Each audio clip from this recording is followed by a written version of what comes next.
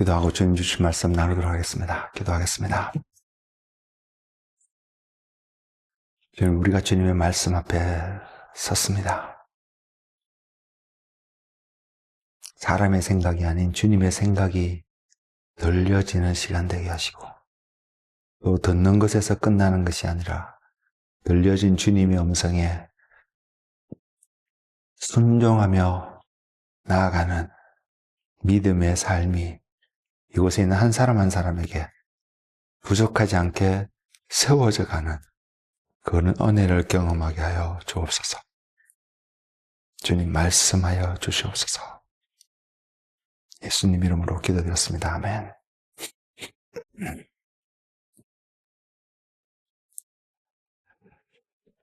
제가 오늘 예배 드리기 전에도 말씀을 드렸습니다만은, 전 세계에 있는 교회들이 오늘은 부활절 주일로 분명히 지냅니다. 부활절, 이것은 세상에 있는 어떤 종교도 가르칠 수도 없고 이야기할 수도 없고 보여줄 수도 없는, 오직 소위 기독교라고 표현되어지는 우리 하나님에게서만 발견되어지고 나타나고 약속되어진 바로 오늘의 사건입니다. 그리스도인을 우리가 어떤 모습으로 표현을 하든, 그리스도인은 이런 모습이어야 된다, 저런 모습이어야 된다, 여러 가지 다양한 모습으로 정의를 내리고 설명을 하든, 그 모든 그리스도인들의 공통적으로 커먼 그라운드로, 공통적인 분모로 가지고 있어야 될 하나의 성경의 진리고 가르침은 바로 이 부활일 것입니다. 부활이 저와 여러분에게 어떻게 세워져 있느냐에 따라서 우리의 정체성이, 그리스도인으로서의 정체성이 분명히 정확하게 말씀에 근거해서 나타날 텐데요. 그리스도인의 정체성, 그것을 이야기하려고 이렇게 표현을 드리는데, 우리가 이 그리스도인의 정체성에 있어서 부활이라는 이 진리를 연결시켜서 설명하기 위해서 우리가 볼 수 있는 그리스도인과 그리스도인이 아닌 사람들에게 나타날 수밖에 없는 두 가지의 한 모습이 있는데요. 그 모습이 뭐냐면 죄라는 것과 구원이라는 두 가지의 컨셉이 분명히 있습니다. 우리가 그리스도인을 살아가면서 죄가 무엇인지 깨달지 못하고 구원이 우리에게 어떠한 의미로 다가오는지를 인식하지 못하고 살아간다면 우리는 그리스도인의 정체성이, 그리스도인이 어떠한 사람인지를 전혀 모르고 살아가는 사람이 될 수 있습니다. 죄와 구원이라고 말씀을 드렸는데, 이것을 다르게 표현하면요, 죽음과 부활, 즉 부활은 또 다른 말로 생명이라고 표현될 수 있잖아요. 죽음과 부활이 우리의 삶 속에 모든 사람이요, 이 죽음을 경험합니다. 그리고 모든 사람이 부활을 경험하는데, 그 부활이 모두가 똑같은 부활을 경험하는 것이 아니라 그리스도인은 생명의 부활로, 그리스도인이 아닌 사람은 사망의 부활로 표현을 하자니까 단어로 이렇게 표현되어지는 건데, 그 부활이라고 표현된 이 나타나는 나중의 모습이 동이 서에서 먼 것처럼 전혀 다른 모습으로 반드시 나타납니다. 그것이 우리가 생명의 부활로 나타나는 이유가 구원이라는 은혜의 선물이 우리에게 있는 것이 확인되어지기 때문에 생명의 부활로 나타날 것이고요. 구원을 확인되어진다면 우리는 어디서 구원을 얻었는지를 분명히 우리는 알고 있어야 됩니다. 인식하고 있는 사람이 되어야 됩니다. 분명한 것은 죄에서 구원을 얻었다라는 것을 알게 되는 것인데, 그러면 죄 가운데 머물러 있는 자들에게는 모두가 죽지만 그 죽음을 통해서 죄 가운데 있었다면 그 죽음은 영원한 사망 가운데, 표현이 참 무섭죠? 모순적인 표현이거든요. 영원한 사망. 그러니까 죽음의, 사망의 부활로 나타나는 그 모습을 그렇게 표현할 수 있습니다. 이것이 저와 여러분이 지금 배우기를 원하고요, 알기를 원하고요, 더 경험하기를 원하고요, 또 그 알고 배우고 경험한 것뿐만 아니라 그것의 실체가 다가올 텐데, 진짜인 그 모습이 지금은 희미하게 보이는 것들이 나중에는 정확하게 클리어하게 우리에게 보여서 다가올 텐데, 그것을 바라보고 소망함으로 살아가는 것이 그리스도인의 삶이라는 것입니다. 그리고 우리는 이 죽음과 부활이라는 이것을 통해서요, 무엇을 경험하냐면 하나님의 사랑을 알게 되고요, 또 하나님의 공의가 어떠한 것인지를 알고 배우는 그러한 삶의 여정을 가는 사람들입니다. 이것을 알면 알수록요, 지난 시간에 십자가에 대한 것을 이야기하면서 십자가가 하나님의 지혜인 것을, 왜 그걸 또 한번 리마인더 시키면, 그것을 제가 그렇게 표현한 한 중요한 이유는 세상 사람들이 다 꺼리는 것이고 싫어하는 것이고 안 가려고 하는 것인데, 하나님은 그것을 통하여서 놀라운 역사를 이루셨잖아요.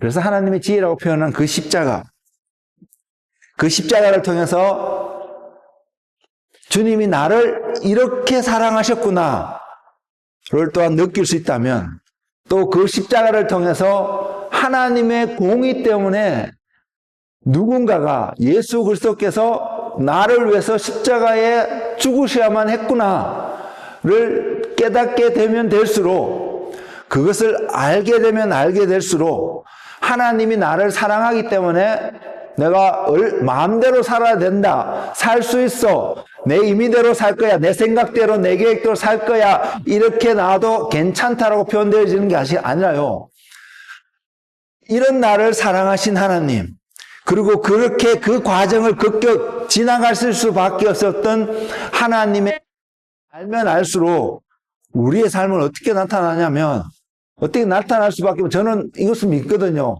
여러분들도 그 개념이 세워지길 원하는데, 우리의 삶은 어떻게 나타나냐면 세상에서 구별되어진 거룩한 삶이 되어질 수밖에 없다는 사실입니다. 그래서 제가 여러분에게, 또한 저 자신에게도, 너희는 지금 구별되어진 거룩한 삶을 살아가고 있느냐?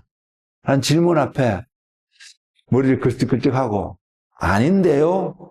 잘 모르겠는데요? 이렇게 말하면, 단적으로 나는, 그렇게 말하는 사람은 하나님이 어떤 과정을 통해서 나를 사랑하셨는지, 어떤 과정을 통해서 나를 구원하셨는지, 모른다거나 별로 인식하지 않고 살아가는, 그러면서 그리스도인이라고 생각하는 사람일 수 있다는 사실입니다. 오늘 이 시간을 통해서 이 개념이 완전히 깨어지고 바뀌어지고, 그래서 정말로 하나님의 어떠한 모습을 통해서, 어떠한 과정을 통해서 저와 여러분을 사랑하셨고, 하나님이 하나님 되심을, 하나님이 그냥 우리에게 사랑만 보이시면요, 우리가 무엇을 하든 어떻게 하든, 또는 제가 방금 표현했던 거룩함으로 이 땅에서 구별된 삶을 살아야 될 이유도 없습니다. 하나님의 사랑만 표현되어지고 있다면. 근데 그것이 아니기 때문에 무엇이 표현되어지냐면, 저는 종종 그것을 공의라고 표현하지만 그 모든 사랑과 공의를 다 포함해서 표현할 수 있는 표현이 뭐냐면요, 하나님이 하나님 되심이 저와 여러분 삶 속에 각인되어지고 깨달아진다면 우리는 구별되어질 수밖에 없는 삶을 살 수밖에 없다는 사실입니다.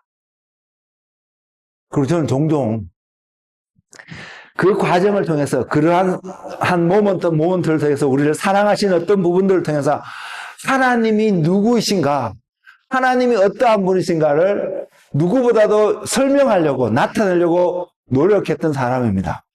근데 오늘 메시지는요, 물론 이 하나님을 나타내려고 할 텐데, 근데 그 이 하나님보다 이 하나님께서 이러한 과정을 통해서 저와 여러분이라는 이 한 사람의 생명을 구원의 모습으로 부활의 생명으로 바꾸셔서 드러내고 나타나기를 기대하시는 그 기대의 모습이 어떤 모습인지, 결국 하나님의 기대치인데 저와 여러분의 삶 속에 이것이 어떠한 모습으로 나타나야 되는지, 나타나야 되기 때문에 열매라고 표현할 수도 있습니다.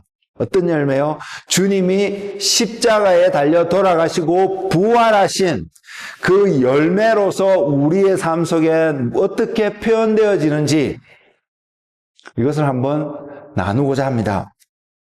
그래서 주님이 주신 말씀이요, 골로새서입니다. 골로새서 1장 28절의 말씀인데요, 26절부터 28절의 말씀을 읽어드리고자 합니다.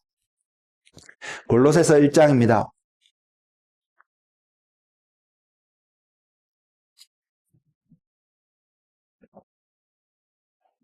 그래서 우리가 이 부활의 기쁨이, 즐거움이 충만하기를 원하는 삶이 살아갈 수 있는데, 부활이기 때문에요. 부활이기 때문에 우리는 어떤 과정을 지나가냐면 죽음의 과정을 지나갑니다. 언젠가 주님이 제게 그 깨달음을 주셔서, 십자가는 고난이 아니라, 고난이 너의 십자가가 되는 것이 아니라 너가 죽었다라는 것을 증거하고 표현하고 살아가는 모든 그 과정이, 너가 죽었다라는 것을 나타내는 것이 고난의 모습이면 고난일 것이고, 그것이 영광의 즐거움의 모습이면 그런 모습으로 나타나게 되는 바로 그것이 십자가인데, 그 십자가를 지고 가는 삶, 결국은 주님이 그렇게 말씀하셨는데, 우리가 십자가를 지고 가는 그 삶은 내가 죽었구나, 죽은 존재이기 때문에요. 죽은 존재는 내가 죽었다는 사실을 알면 알수록 그 사람은 절대로 본인 스스로 움직일 수가 없습니다. 죽은 자는 절대로 스스로 움직일 수 없습니다.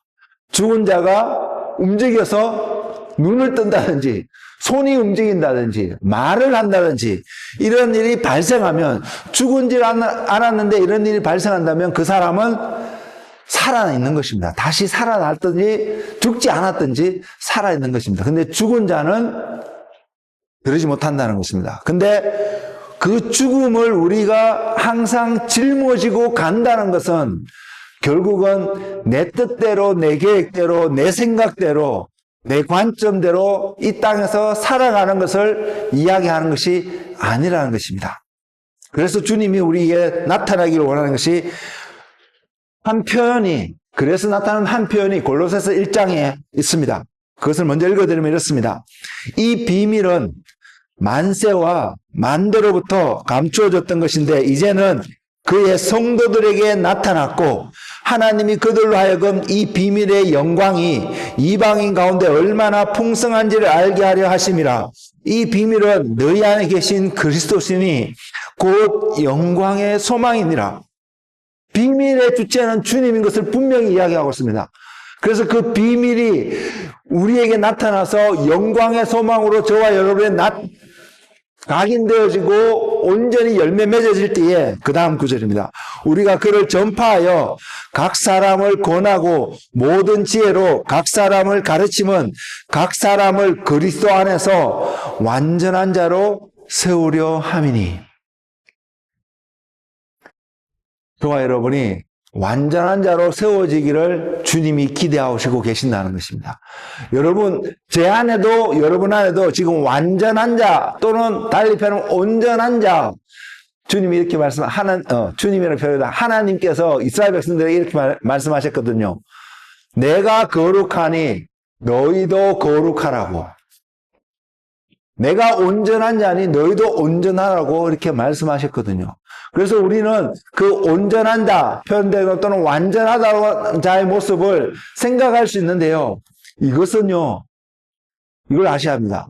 세상 사람들을 볼 때에, 주변 사람들을 볼 때에 이 사람이 그리스도인으로 완전한 어떤 모습을 행하는 이것을 하나님이 기대하고 말씀하시는 게 아닙니다. 물론 이것도 나타날 수 있습니다. 부수적으로요. 저는 부수적이라, 바이 프로덕이라고 말씀드릴 수 있습니다. 그리스도 안에서 완전한 자로 나타나게 하려 하심이라. 이 말씀을 통해서요, 하나님이, 우리가, 주님이 십자가의 그 모든 과정을 통해서 우리를 누구 앞에 완전한 자로 세우기를 원하냐면 세상 앞에가 아니라 하나님 앞이라는 사실입니다. 물론 하나님 앞에 서기 위해서 우리는 그 과정 가운데서 우리는 세상에서도 그런 모습이 보일 것입니다. 그래서 우리에게 있는 그 빛이 비치게 함으로 세상 사람들이 우리를 칭송할 수 있게끔 하라고 성경이 권면하고 있는 것이 아니라요, 우리 안에 있는 빛이 비침으로 그 영광을 하나님 아버지께 돌리게끔 하라고 권면하고 있다는 사실입니다. 우리가 완전해야 될 시작과 마침이 되는 유일한 이유가 하나님 앞에 우리가 온전한 자로, 하나님 앞에 그렇게 서 있는 자로, 프레젠트 되어지는 자로 나아가야 되기 때문에 그 말씀이 그렇게 있다는 것이죠.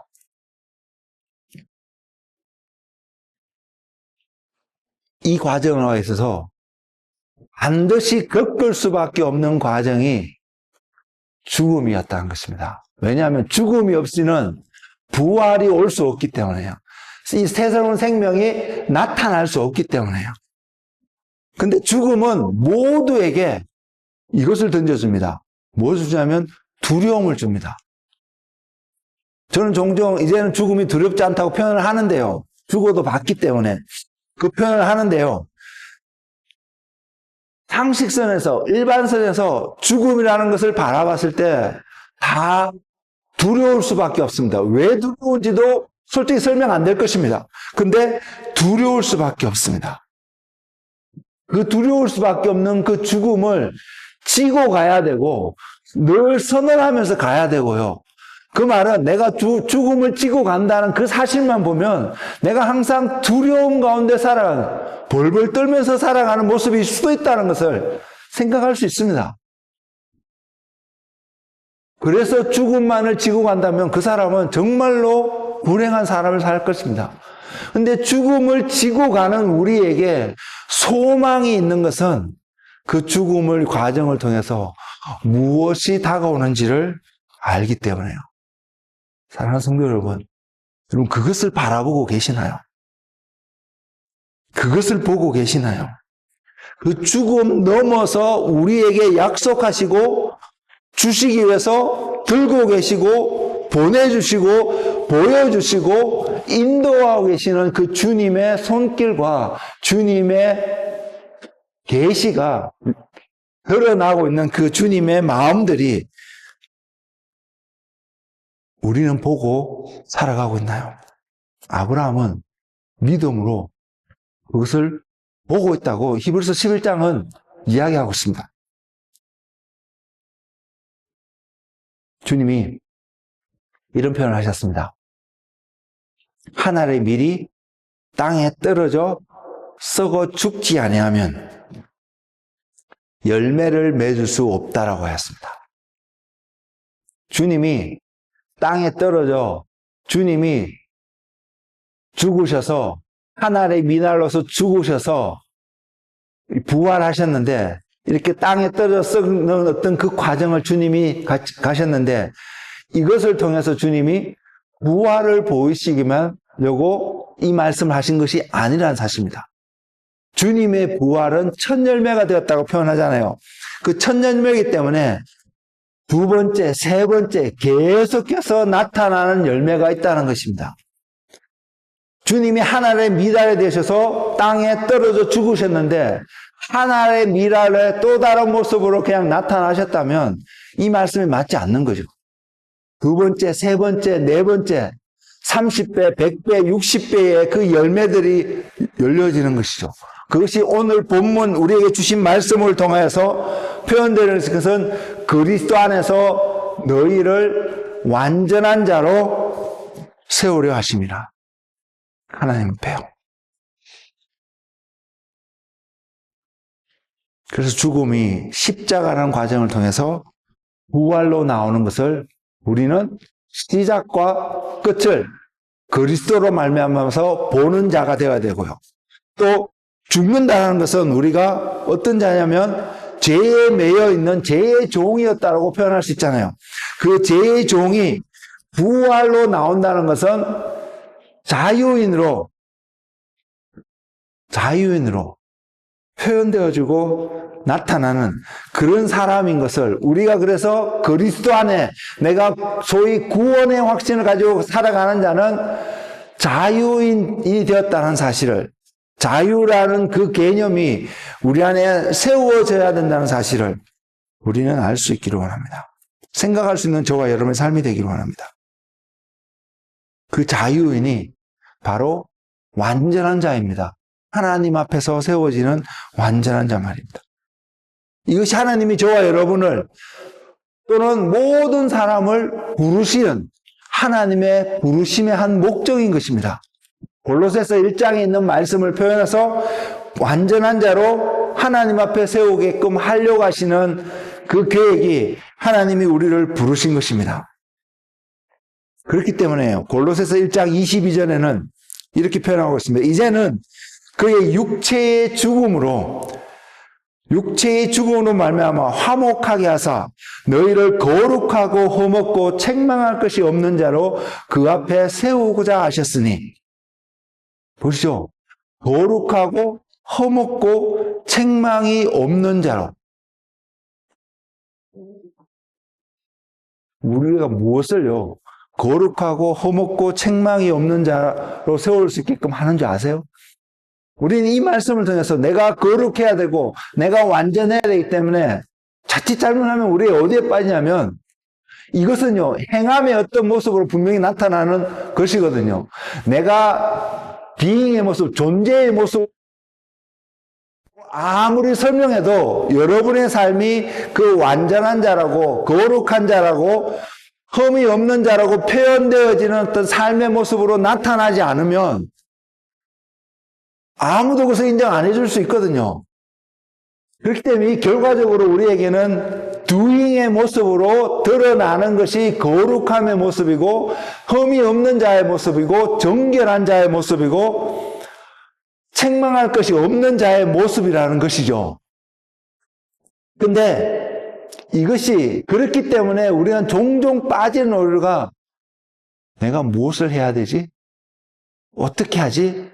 이 고민에 빠지다가 잘못된 길을 넘어진단 말입니다. 근데 아닙니다.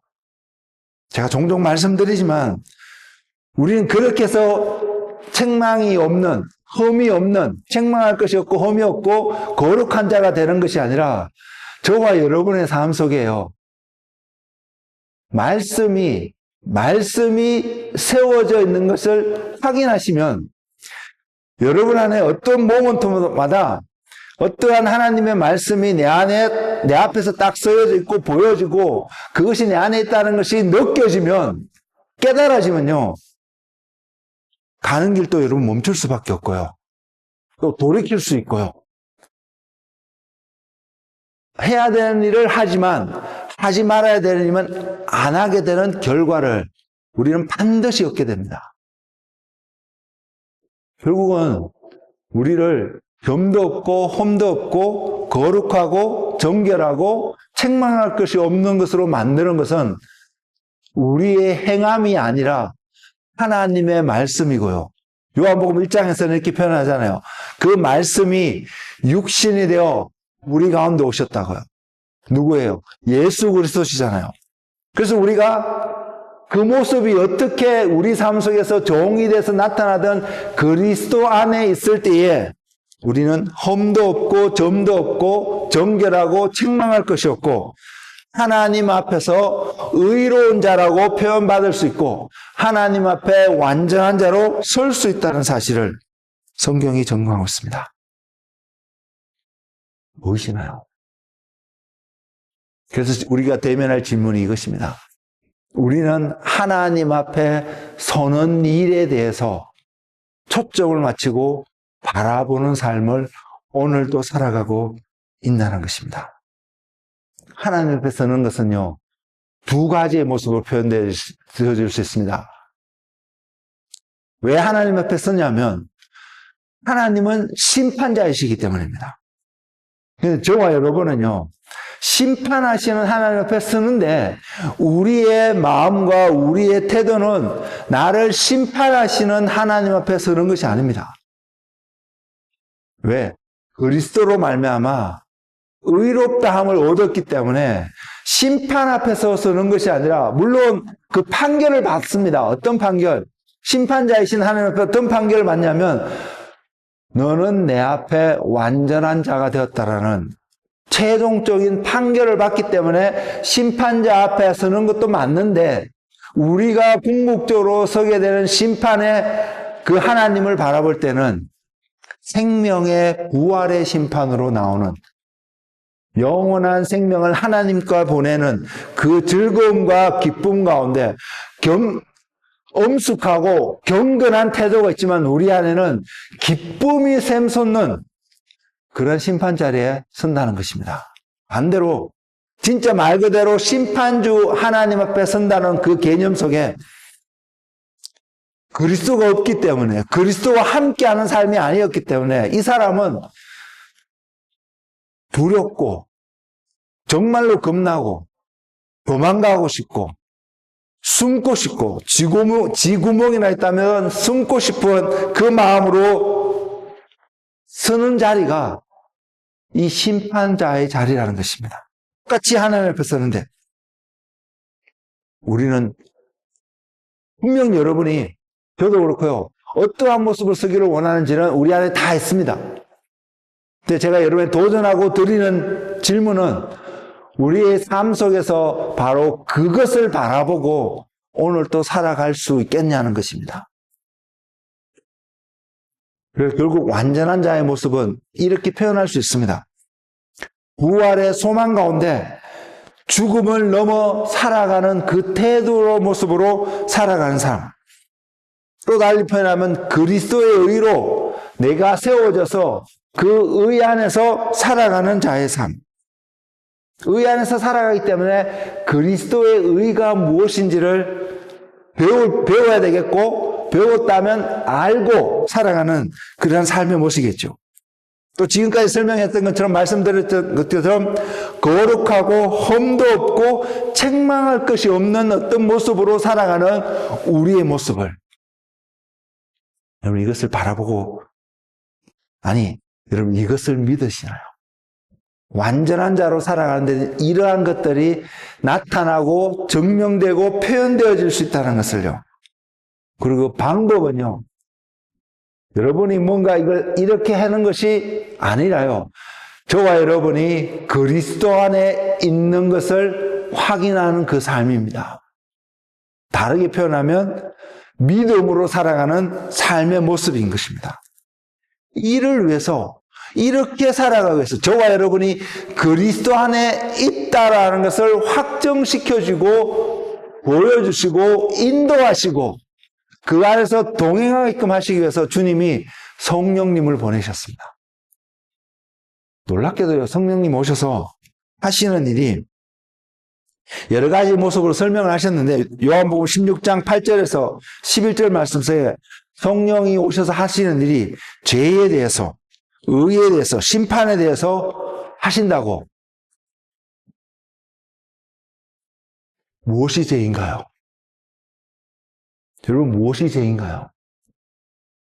죄는 도둑질하는 것도 죄고요, 간음하는 것도 죄고요, 살인하는 것도 죄고, 다 죄인 거 맞습니다. 근데 성경에서 유일하게 다른 모든 곳에서는 언급하지 않는, 언급할 수도 없는, 성경에서만 언급한 유일한 죄, 그 죄는요, 하나님을 인정하지 않는, 하나님을 무시하는, 더 나아가서 예수 그리스도를 믿지 않는, 그것이 죄라는 것입니다. 세상 어떤 곳에서도요, 그런 증거와 그런 글들과 그런 이야기를, 여러분 누구한테 가서 그 이야기 해보십시오. 많은 사람들이 인정하지 않고 동의할 수 없는 한 가르침이 예수 믿지 않는 것이 죄야, 이 가르침입니다. 성령님이 우리에게 찔림을 주지 않으면 우리 또한 인정하고 싶지 않은 유일한 죄, 인정할 수 없다고 생각하는 죄가 바로 예수 믿지 않는 죄라는 것입니다. 하나님을 부정하는 죄라는 것입니다. 우리가 알잖아요. 죄 때문에 죽음이 우리에게 왔다는 것을요. 그리고 죽음이 왔기 때문에 우리에게 부활이 필요하다는 사실을 우리는 말씀을 통해서 배우고 알고 있습니다. 죄가 바로 이런 것이라고, 하나님을 인정하지 않고 하나님이 하나님 되심을 나타내지 않는 것이 죄가 되는데, 이것이 바로 아담이 선악과를 따먹게 된 동기였습니다. 그 결과 우리에게 무엇이 계속해서 나타나냐면 내가 주인 되어서 살아가고자 하는 삶의 모습이 나타난다는 것입니다. 하나님을 인정하는데요. 하나님을 믿는데요. 하나님의 계심을 인정하는데요. 야고보 사도가 이야기하잖아요. 마귀도 귀신도 그 하나님을 인정한다고 안다고요. 그러나 하나님이 귀신이 세이브 될 거라고, 구원받게 될 거라고 말씀하고 있지 않습니다. 귀신이 회개하게 될 거라고 말씀하고 있지 않습니다. 우리가 하나님을 안다고 표현하는 것, 우리가 하나님을 인정한다고 표현하는 것, 또는 하나님이 하나님 되심이 우리 삶 속에 나타난다고 표현하는 바로 그것은 하나님이 우리의 주인이신 것을 증거하는 삶인 것입니다. 그 말은 내가 내 임의대로 결정하고 선택하고 어떤 것을 가는 것이 아니라는 것입니다. 여러분에게 그 태도가 있나요? 내가요, 주인이 되고요, 내가 기준이 돼서 선택하면요, 내가 봤을 때는 이것이 항상 옳습니다. 옳기 때문에 우리는 이것을 의라고 표현할 수 있습니다. 근데 다른 사람이 여러분이 옳다고 말하는 그 의를 보면 동의하는 부분도 있을 수 있는데요, 동의가 되지 않으면 뭐라고 표현할 수 있는지 아세요? 불의하다고 표현합니다. 여러분이 암만 생각하고 경험적으로 해도 옳다라고, 맞다라고, 그래서 의롭다라고 말할 수 있는 것이, 이것이 동의되어지 않는 사람들이 바라보면 여러분이 틀렸기 때문에 여러분은 불의한 것이거든요. 이것이 제가 하는 일입니다. 아담은 선악과를 딱 먹음으로써요, 내가 옳을 수 있구나, 옳겠구나, 의로움이 될 수 있겠구나 라고 생각했다는 것입니다. 왜?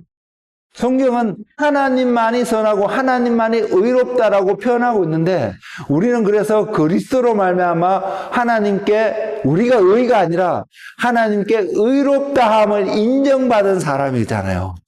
그리스도가 빠지면 의롭다함이 nullify 된다는 것이죠. 무효화된다는 것인데, 그래서 우리가 의로운 자가 되었는데, 선악과를 따먹는 그것은 내가 바로 그 의가 되겠다는 것을 선포하는 것이거든요. 그래서 한 행위거든요.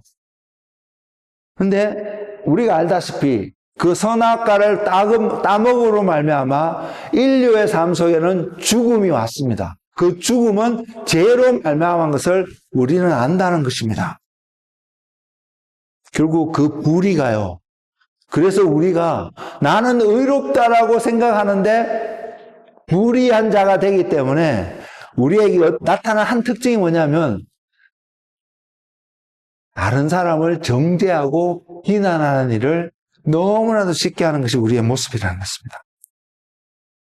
왜냐하면 내가 기준이기 때문에, 내가 기준이었는데 그것이 틀렸다라고 이야기를 듣기 때문에요, 내가 틀린 이유가 저 사람 때문이야 라고 변명하고 부정한다는 것입니다. 이것이 죄의 모습입니다. 죄가 우리에게 와서 나타나고 있는 모습입니다. 그리고 하나님이 왜 기준이 되어야 되는 줄 아세요? 하나님이니까 기준이 되어야겠다고 여러분 생각하실 수 있는데, 그렇게 생각하시면 하나님을 오해하고요, 하나님과 여러분의 관계가 멀어질 수밖에 없습니다. 하나님이 왜 기준이 될 수밖에 없는, 물론 하나님이니까 전지전능하신 분이시니까 그 하나님이 기준이 돼야 하는데, 그 하나님이 저와 여러분에게 모세를 통해서 어떠한 하나님이냐고 표현하시냐면 나는 여호와, 즉 스스로 계시는 자라는 것입니다. 어느 누구도 어떤 것도 하나님의 존재를 설명해서 하나님의 존재한다는 것을 나타낼 수 있는 어떤 것도 필요 없다는 것입니다. 할 수도 없지만 필요 없습니다. 우리는 하나님이 존재하는 그 이유를 설명하는 것이 아니라 하나님이 계심을 증거하는 것입니다. testify 하는 것입니다. 증언하는 것입니다. 어떤 과정을 통해서 믿지 않는 사람에게 하나님의 존재를 증명하는 것은 하나님이 계심을 이런 것들이 있기 때문에 하나님이 계시는 것을 우리가 경험하고 깨달은 것을 증언하는 것이지, 그런 과정을 통해서 있는 하나님 또는 스스로 계시는 하나님인데 어떤 설명을 통해서 이것이 존재하는 것을 나타내기 위해서 하는 것이 아니라는 사실입니다. 잘 생각해 보세요. 그래서 하나님은 스스로 계시는 자입니다. 누구로부터 증거를 받으실 필요도 없고요. 설명을 당해야 하실 이유도 없는 분이십니다. 그렇기 때문에 우리의 삶의 기준이 되실 수 있는 분이라는 것을요. 그래서 스스로 계신 자입니다. 여러분에게 스스로 계신 이 하나님이 더 깊이 계시되어지고 깨달아지는 은혜가 있기를 소망합니다. 그러면 하나님께 우리가 구별되어진 삶을 또 한 걸음 더 쉽게 나아갈 테니까요. 그러나 우리에게는요, 할 수만 있다면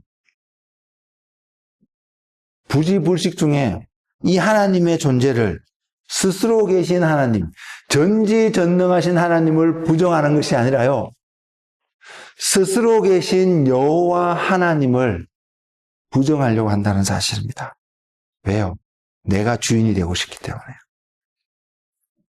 그런 우리가, 그것 때문에 죽을 수밖에 없는 우리가 생명을 얻을 수 있는, 부활을 얻을 수 있는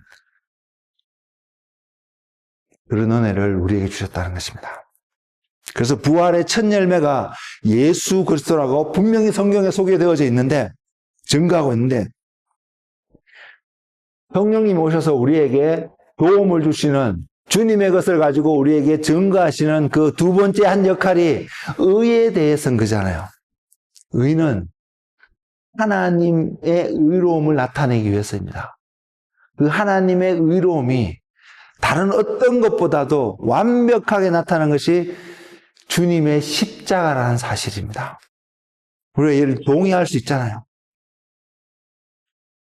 그 십자가는 결국 주님이 죽으심으로 끝났다면 우리 모든 죄를 다 지고, 죄를 졌기 때문에 죄의 싹선 사망이기 때문에 죽어야 되거든요.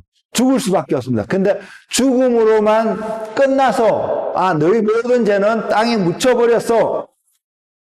그래서 묻혀버렸기 때문에 우리는 깨끗해질 수 있습니다. 분명히. 근데 이거로 끝나버리면요, 깨끗해진 우리에게 더러운 것이 들어올 수 있는 통로가 여전히 열려 있음을 볼 수 있습니다. 주님이 그런 예를 보여놔 주시잖아요. 귀신 들렸던 자가 귀신이 쫓겨나고 그 집이 소재에 깨끗하게 정리되었는데 이 귀신이 나가서 처할 곳을 찾다가 못 찾아서 내가 다시 나온 집으로 돌아가려고 한다고 해서 돌아가서 보니까 집이 너무 깨끗한 거야. 그래서 혼자만 가는 것이 아니라 다른 더러운 귀신을 더 데리고 그 사람에게 들어가서 그 사람이 더 악하게 되어 더 힘들게 되었다는 것을 주님이 증거하고 있잖아요. 죽음으로서 끝나면 우리의 삶이 그럴 수 있습니다. 근데 여기서 하나님이 그 죄를 심판하신 그 하나님이 주님의 죽은 몸 안에 무엇을 넣냐면 생명을 넣는데, 죄가 심판을 받았기 때문에 우리의 죄가 해결되어졌잖아요. 그래서 우리에게 다시 덜 입혀지는 것이 옳음, 의라는 사실입니다. 그 의가 주님 안에 들어가게 되니까 로마서 1장에서는 성결의 영이라는 표현으로 표현하고 있는데 그 하나님의 영이 들어가니까 흙으로 지음을 받은 아담에게 하나님의 생기가 들어가니까 성령은 생명이 되었다고 말하는 것처럼 죽어 있는 주님의 몸 안에 그 바로 하나님의 의로운 영이 들어가니까 주님의 몸이 부활해서 다시 세상 가운데 우리 가운데 나타나신다는 것입니다. 그렇게 나타나시니까요. 주님이 뭐라고 말씀하셨어요? 승천하시는 그 모먼트의 제자들에게 함께 보고 있는 500여 명의 제자들에게 주님이 뭐라고 하시냐면 하늘과 땅의 모든 권세가 내게 주셨다라고 주님께 주어졌다라고 표현하고 있잖아요. 의로운 자에게 주어지는 것이 바로 이 권세입니다. 하늘과 땅의 권세입니다. 왜? 의로움은 어디서 가장 빛을 발하고 나타나냐면 다스리는 곳에서 나타나거든요. 부활의 생명을 입은 저와 여러분은 주님과 함께 다스리는 자로 나중에 쓰게 되기 때문에요. 우리에게 필요한 것은요, 의로움이라는 것입니다.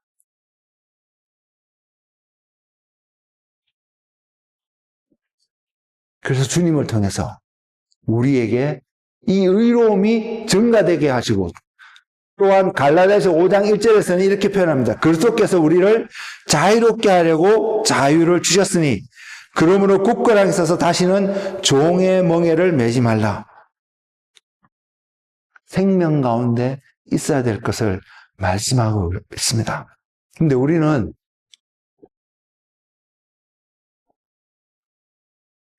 그래갖고 우리가 의로운 자가 되고 자유로운 자가 되어졌으면 그래서 우리 스스로 자유롭게 혼자 내 있을 수 있어 이 개념으로 우리 자신을 바라보게 되면요 우리는 어떻게 되냐면 또다시 아담이 선악과를 따먹는 모습으로 돌아갈 수밖에 없습니다.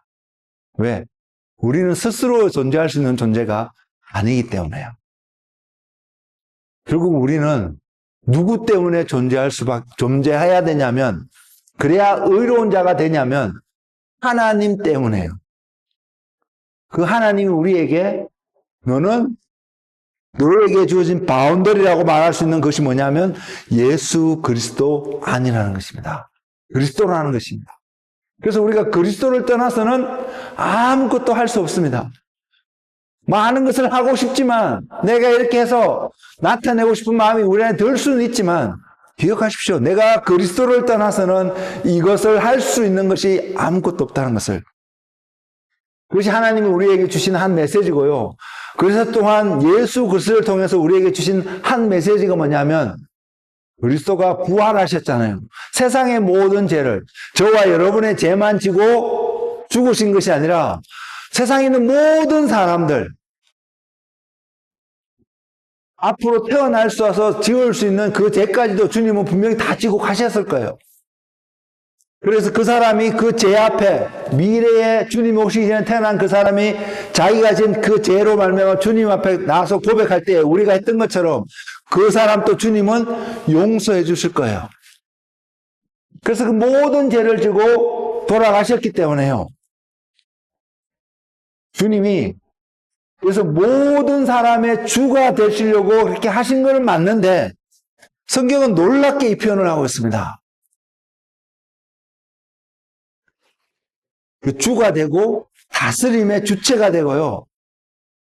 그래서 주님을 믿는 사람들이 주님 안에 거하게 하게끔 하는 그 모든 것이 연결되어서 묶여져서 표현되어지는 그래서 주님이 세상의 주가 된 것도 맞는데 맞는 말인데 더 구체적으로 그 우리가 주님 안에 있어야 되는 것을 확정하고 보여주기 위해서 표현하신 한 표현이 뭐냐면요. 그를 만물 위에 교회의 머리로 삼으셨다는 것입니다. 이렇게 표현할 수 있습니다. 만물 위에 머리로 삼으셨다라고 표현할 수 있습니다. 성경은 이렇게도 표현하고 있거든요. 만물이 그가 없이는 지어진 것이 하나도 없다고. 주님이 없으면 만물이 존재할 수 없는 것이 당연한 사실인데 그렇다면 모든 세상의 주이시기 때문에 만물의 주, 머리가 되었다라고 표현할 수도 있단 말입니다. 근데 성경이 표현하고 있는 것은요, 만물 위에 교회를 세우시고 그 교회의 머리가 되시게끔 하나님께서 주님을 그렇게 세우셨다는 것입니다. 주님이 우리의 머리라는 것입니다. 주님이 우리의 마음에만 있는 것이 아닙니다.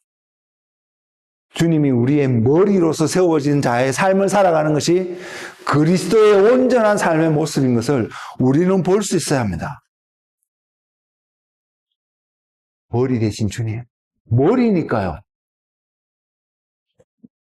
예전에도 그런 표현을 한번 드렸던 것 같은데, 이 머리가 떨어진 그 사람은 생명 있는 자라고 말할 수 없잖아요. 머리가 붙어 있어야 되잖아요. 그리고 그것이 내 머리가 아니라는 거죠. 내 머리가 아니라 내가 육체 가운데 살아가지만 내 머리를 붙이고 살아가는 것이 아니라 주님의 머리를 붙이고 살아가기 때문에 우리는 주님 안에 있는 자가 될 것이고, 주님의 머리이기 때문에 주님이 말씀하시고 소위 지시하시고 인도하는 길에 우리의 온 몸이 따라간다는 것입니다. 이 그리스도인의 삶인 것입니다. 이것이 그리스도 안에 있는 자의 모습인 것입니다. 그리고 이것이 우리에게 생명을 주는 모습인 것입니다. 시간이 좀 많이 흘렀는데 이것도 말씀을 드리겠습니다. 에베소서 2장 21절과 22절에 보면요, 만물 위에 교회를 세우시고 교회의 머리가 주님이 되는 것도 설명하고 있는 것과 동시에 에베소서 2장 21절 22절에 보면 이렇게 표현하고 있습니다. 그의 안에서 건물마다 서로 연결하여 주 안에서 성전이 되어가고, 우리가 너무 쉽게 받는 표현이잖아요. 고린도의 교회에 보낸 편지글 속에서도 너희 몸이 하나님이 거하시는 성전인 것을 알지 못하느냐. 그래서 우리가 다 성전인 것을, 성전이 돼야 되는 것을 아는 사람들로 저는 생각하는데, 맞죠? 성전이 됩니다. 성전이 되어가고 너희도 성령 안에서 하나님이 거하실 처소가 되기 위하여 그리스도 예수 안에서 함께 지어져 가느니라. 자, 이것이 우리 안에서 이것을 영화의 과정이든 어떠한 과정을 설명하든 신학적으로 설명하든 그건 크게 중요하지 않고요. 우리의 삶 속에 구원받은 자 안에서 하나님의 성전이 되어져 가기 위해서 성령 안에서 그리스도와 함께 지어져 가는, 혼자가 아닙니다. 우리만 어떻게 지어져 가는 것이 아니라 그리스도와 함께 지어져 가는 하나님의 아키텍처의 모습이, 건설의 모습이 분명히 그 안에 있음을, 그것이 골로새서에서는 완전한 자로 모습으로 표현되어지는 바로 그 모습이 있습니다. 하나님의 처소가 되기 위해서요. 히브리서 11장 10절에 보면요, 아브라함이 본 것에 대해서 이야기하고 있습니다. 그것이 뭐냐, 이는 그가 하나님이 계획하시고 지으실 터가 있는 성을 바라보았습니다. 하나님이 계획하시고 지으실 터가 있는 성이라고 말했습니다. 계시록 21장 10절에서 요한에게 하나님이, 주님이 보이신 것이 하면 새 예루살렘이 하늘에서 내려오는 장면이 있습니다.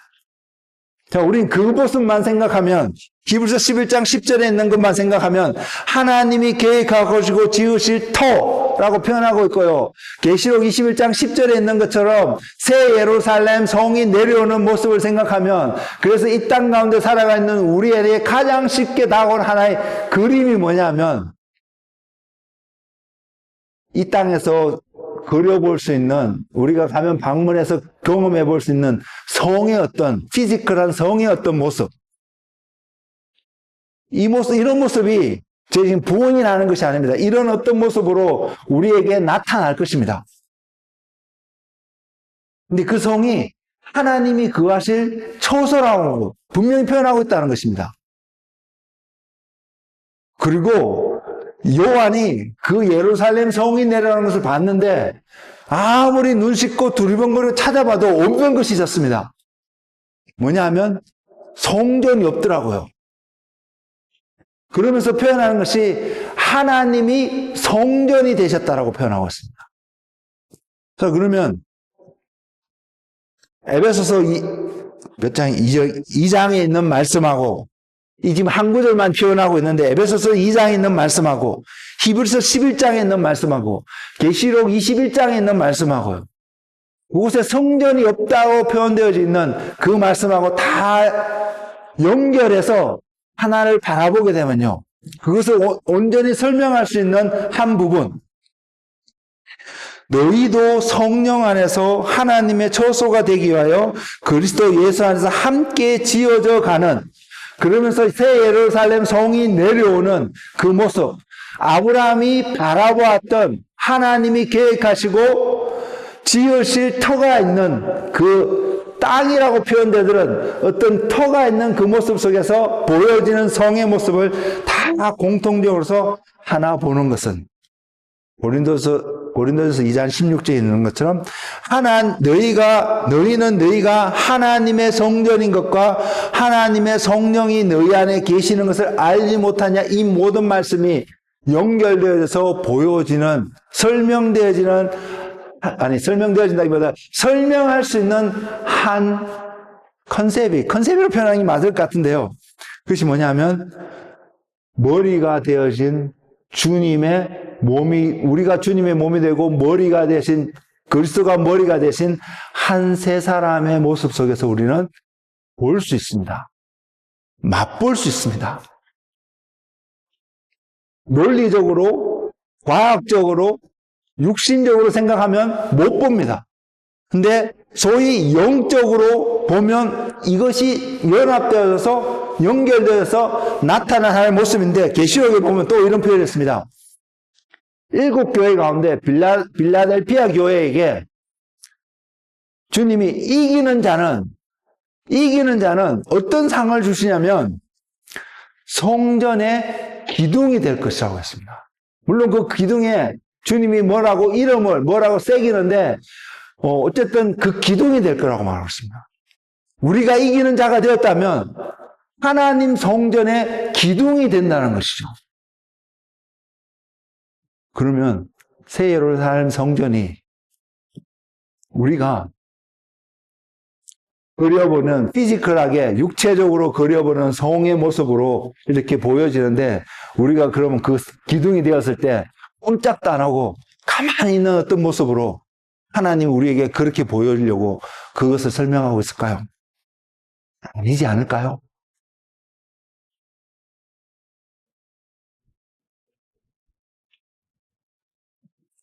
이것이 주님이 저와 여러분을 십자가에서 우리의 모든 죄를 지시고 감당하셔서 의로움으로 부활하셔서 우리가 어떠한 모습으로 하나님께 프리젠트 되어지는 그 성전의 기둥이 된다는 건 재료로서 보여지는데, 어떻게 완전한 자로 하나님 앞에 드려질 때에 우리가 그 성전의 한 부분이 되어줄 수 있음을 보고요. 아브라함이 우리가 육체적으로 생각하는 황금으로 되어진 아름다운 다이아몬드가 박힌 수정과 같은, 성경에 그런 모습도 있습니다만 그걸 부인하는 것이 아닌데, 그런 어떠한 모습만 바라보고, 피지컬 어떤 그 모습만 바라보고 이 땅에서 나그네의 삶만을 살았을까? 저는 이런 퀘션이 말씀을 준비하면서 들더라고요. 그러면서 제 안에 내려지는 결론이, 깨달아지는 은혜가 뭐냐면, 그리스도가 몸이 되어서 우리가 그 성전의 기둥이 되어지는, 하나님 앞에 드려지는 우리의 모습, 그것이 딱 입니다. 우리가 잘 설명하기는 힘들지만 하나님이 우리가 하나님 나라에서, 하나님이 다스리는 세상에서, 하나님이 보여주신 새 예루살렘 성 안에서 우리가 어떠한 모습으로 바뀌어갈 것을, 아브라함 자신이 또한 어떻게 변형되어져 갈 것을 이 땅에서 나그네 살 때에 보지 않았을까요? 어떻게 해요? 믿음으로. 그럼 저와 여러분, 아브라함이 우리의 믿음의 조상이라고 고백되어진다면 저와 여러분도 동일하게 그 믿음으로 아브라함이 본 것을, 그래서 더 나아가서 더 완전한 모습으로 주님이 보는 것을 우리가 보는 것이 당연히 우리에게 나타날 최고의 완벽한 완전한 목표가 아닐까요? 믿음은 바로 이것처럼 믿습니다. 믿음은 하나님과 같은 시선으로, 하나님이 바라보시는 방향으로, 하나님이 보시는 그것을 보고, 하나님이 말씀하시고 판단하시고 심판하시고 정의 내리시는 바로 그것을 우리도 동일하게 반복적으로 선포하고 나타내는 그 삶이 믿음의 삶이라는 것을 말입니다. 여러분 지금 그 자리에 또는 그것을 갈망하면서 그것을 갈급하면서 바라보면서 오늘 또 하나님 앞에 나아가고 계신가요? 우리는 알고 있습니다. 주님의 부활을 믿는 삶을 살아야 된다는 것을. 그러나 기억하십시오. 우리가 주님의 부활을 믿는다는 그 고백을 한다면 우리가 주님을 따르는 우리도 동일한 부활의 모습으로 나타나야 되는 것을 바라보는 것에서 시작이 될 수 있음을 말입니다.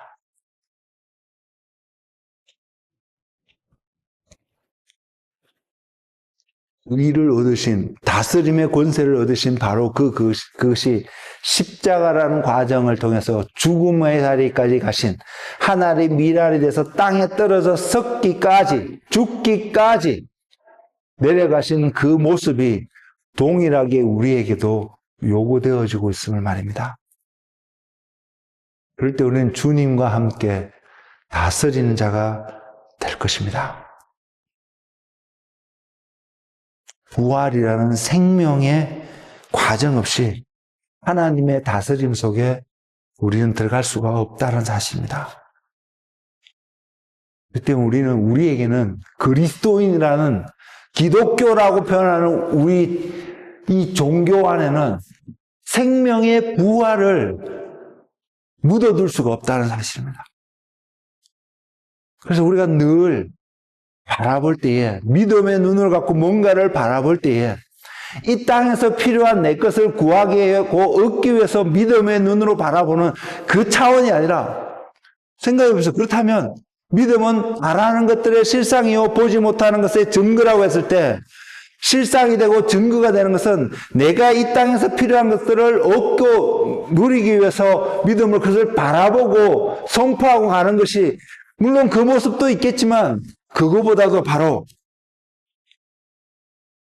주님 안에서 하나님 앞에 완전한 자로 드려질 것을 계시록에 있는 것처럼 빌라델피아 교회에게 약속하신 것처럼 이기는 자가 되어서 성전의 기둥이 되어지는 모습, 하나님 나라 안에서 주님과 함께 다스리는 자의 모습으로 서게 될 바로 저와 여러분의 모습을 바라보고 가는 그 삶이 진짜 믿음의 온전한 모습으로 다가오는 모습 아닐까요?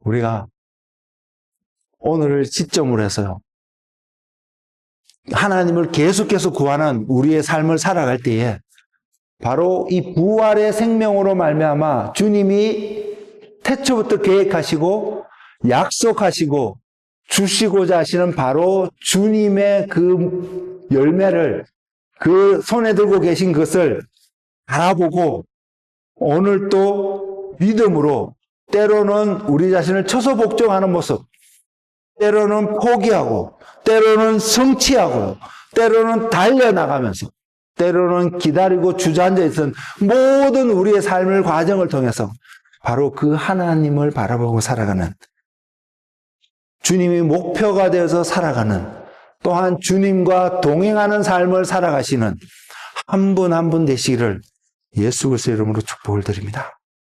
기도하겠습니다.